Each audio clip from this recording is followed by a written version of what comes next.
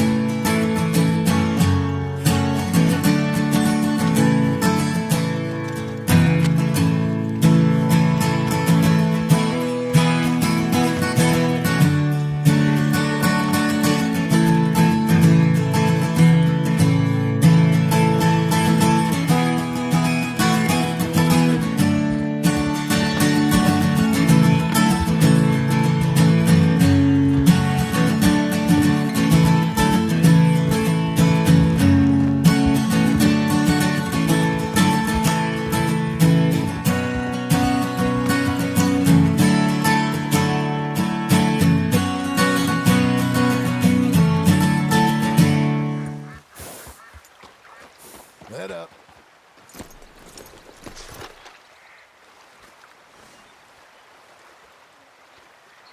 John decided to give his horse a bit of a breather. Pulled out a cigarette and smoked that while looking over the calm river. Chugged back some beans to fill that hole in his tummy, and realized how serene it really was out here. In nature, in the wild, away from family life where all they did was laugh at you, make jokes about you, or in Jack's case, just stare blindly at you and not say a word. John had still a ways to go and spotted some deer in the river up ahead.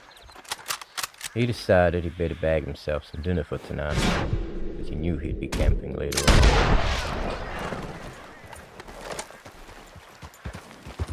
John always fancied himself as a huntsman, a hunter, a provider. But being on the farm, he never really got much chance to go hunting anymore. He was pretty good at it. He didn't very often miss. Nice clean shot through the face.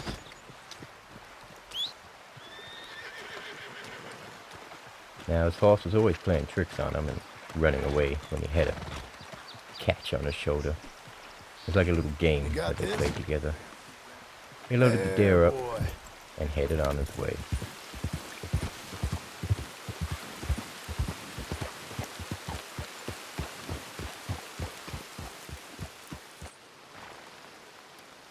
The rain hadn't let up for some time, so John had decided to stop for a bit and put up his tent. He knew he couldn't stay here the night. It was already flooded around here. All through his mind, he was wondering what he was going to do.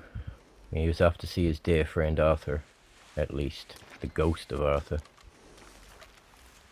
He missed the days where he could wait in camp and see all his friends and family around, the ones who appreciated the hard work he did.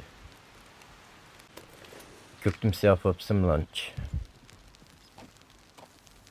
some prime beef he had taken from the farm before he left, and had a good fill of that. He couldn't help but think, where was he to go? What answers was he expecting to get from Arthur's grave? He tore down the camp and decided he'd best find a nice dry spot for the night. Packed up his things, and off he went, looking for answers.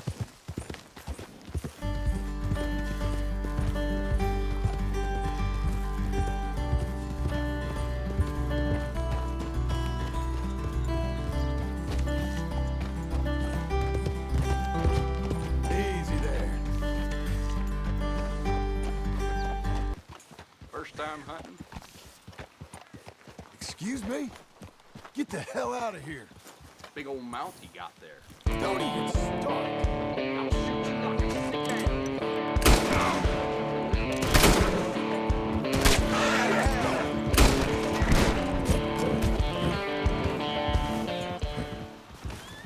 It was one thing for his family to show disrespect and make fun of him. It was another for a stranger to mock his hunting. He finally found somewhere to set up camp for the night, overlooking his destination.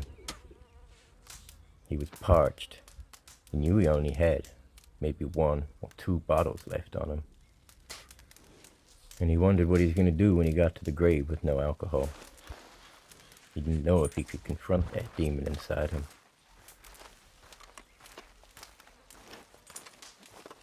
He overlooked the view of the mountains in the distance.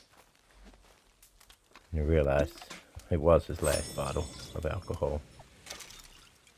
He had drank the last bottle of brandy, and he didn't know what he was going to do when he got to the grave. He wanted to, deep down, he wanted to make a solemn promise to Arthur that he would quit drinking and become a family man. He couldn't fight the demon inside that told him Jack wasn't his son, that Abigail was using him. Fella, let's go. To distract him from all this drama inside his head, he decided he better cook up this deer.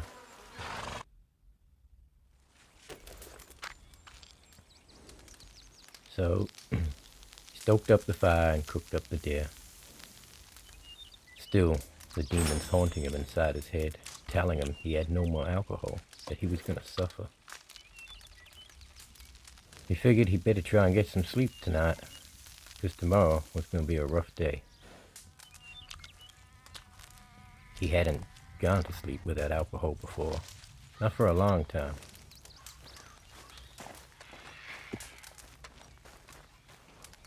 He rummaged around to find another bottle. There was no luck there. He had a smoke and wondered what he was going to do, already fretting, already stressing. He knew that if he went too long without alcohol, there would be a rage that nobody could stop. Come on, fella. You're okay. It's the reason he kept on drinking. Out here in the wild might not be such a dangerous thing for him. Back home with his family, he'd only end up hurting them. And as much as they despised him and joked at him, they didn't deserve the rage he was capable of. Sat down and smoked a cigar, one of Arthur's favorite types of cigars, and thought about his long-lost friend. He went to sleep, or at least tried to.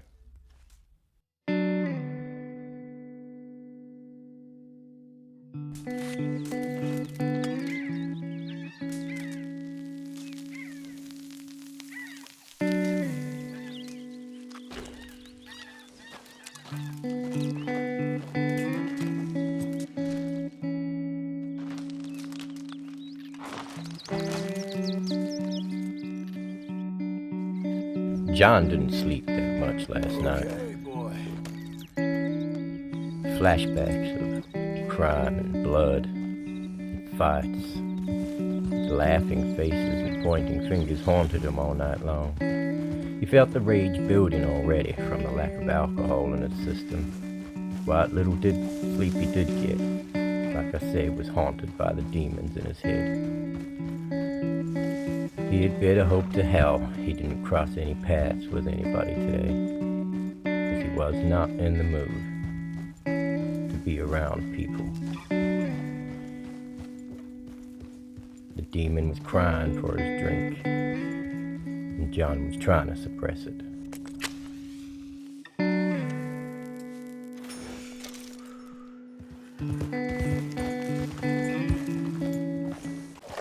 John heard the bloodhounds in the distance and shouting coming from beyond the tree line in front of him. He knew that sound all too well. He was wanted in all states. He spotted one through the tree line. It was on.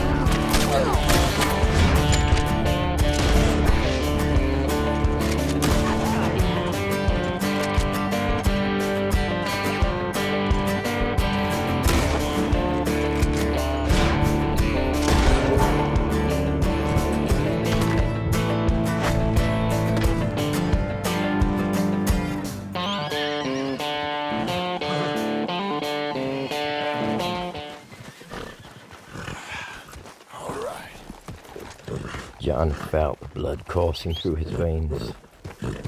He knew he had just fed the Hey, demon boy. in his head something that would keep it at bay for a little bit. He carried on riding Good boy. into the afternoon. He knew he wasn't too far from his destination, just a little while longer to go. He could feel the rage building already, again. He knew that the next person that crossed him, probably, if they got lucky, wouldn't survive. John had to be careful who he crossed paths with. He was nearly there. He could see Arthur.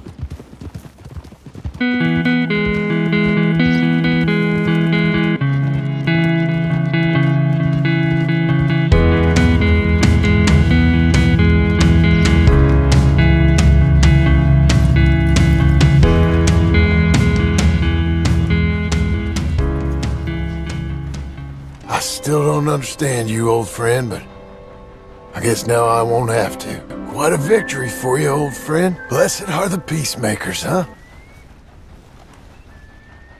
John smoked a cigar on Arthur's grave, and inside his mind asked Arthur for advice and guidance. He didn't hear no answer. He wondered where he was going to go to from here. He'd probably set up camp near the falls, over Hey, the boy. ways, and see what would come of it from there. Hey, easy. He really needed to find a town to get some alcohol. He was not feeling very good.